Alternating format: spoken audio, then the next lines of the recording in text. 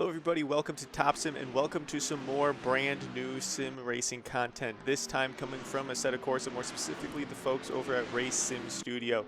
And they're back with another great car, however it is not an open-wheeled formula car. This time it is a NASCAR, a stock car, of course based on the American NASCAR, looks to be based on the Ford.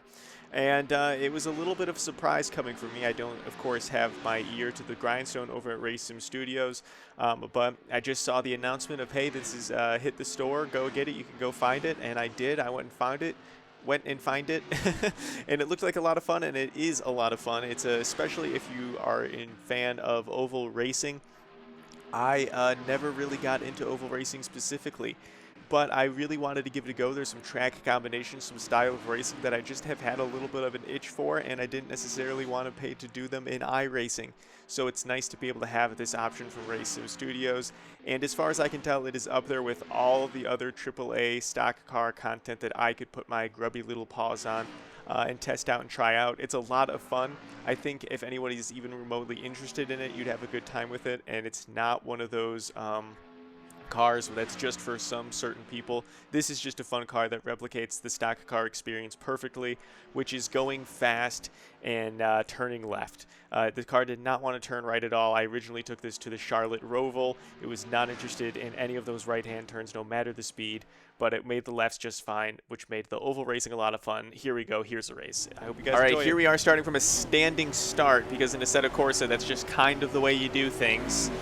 So hoping for the best right now, but unfortunately there are some cars that just don't start, and there they are behind me, the ones that just didn't start.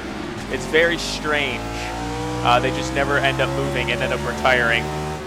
Also, another thing I learned as we shift up through the gears for the first and only time, and since we are oval racing, that you don't need the clutch for this car as long as you back off of the gas completely.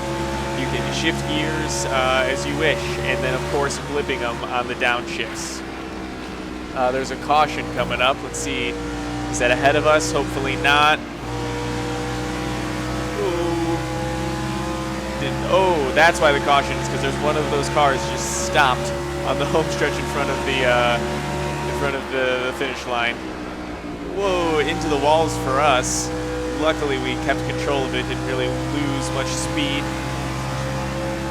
Hopefully that car that just retired was the car standing in the start-finish line. But we do have our work cut out for us, it seems, here. And as you can tell by the wheel and how many times I've already kissed the wall, I am not an oval driver.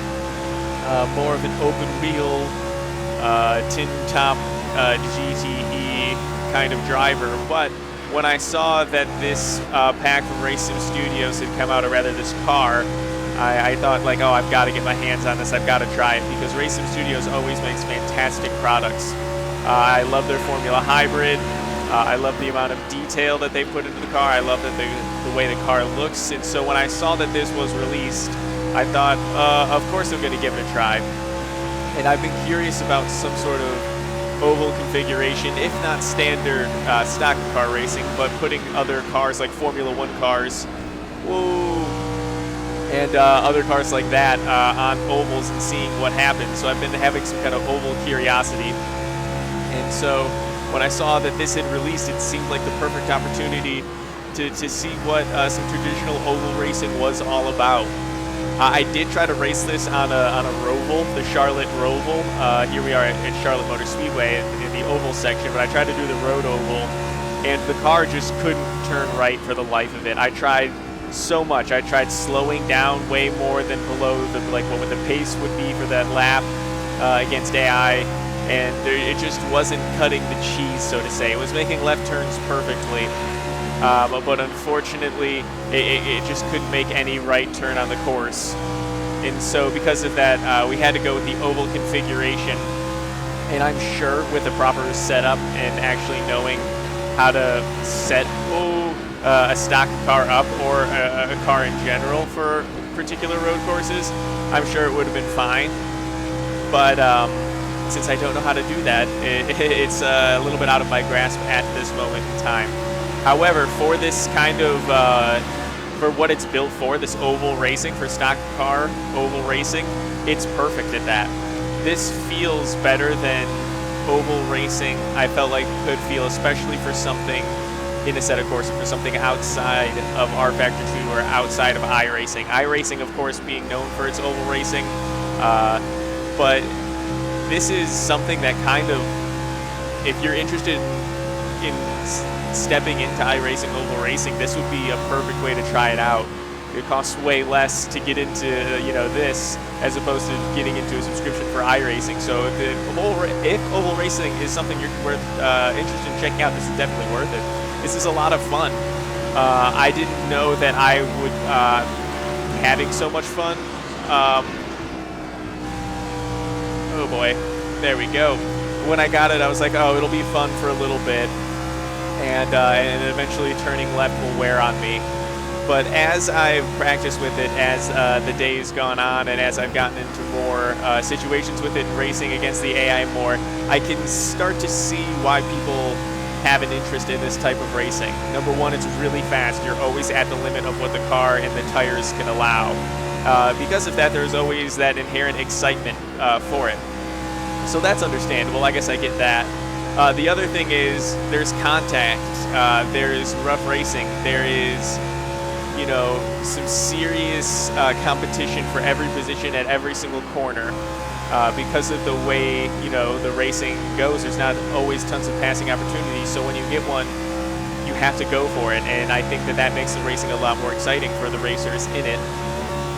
And so I'm starting to see why people have an appeal to this. It's more than just turning left. I'm starting to see there's a little bit more.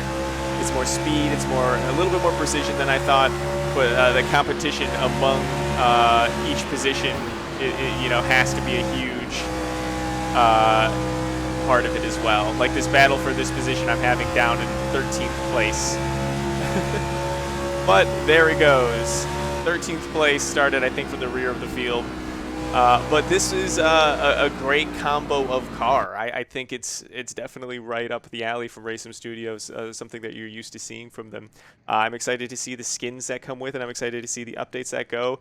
I think it'll be a good thing to keep my eye on and be interested for this type of racing, because this is the first of its kind in Assetto Corsa. Thank you guys for watching. I hope you guys enjoyed it. You guys should check out this pack.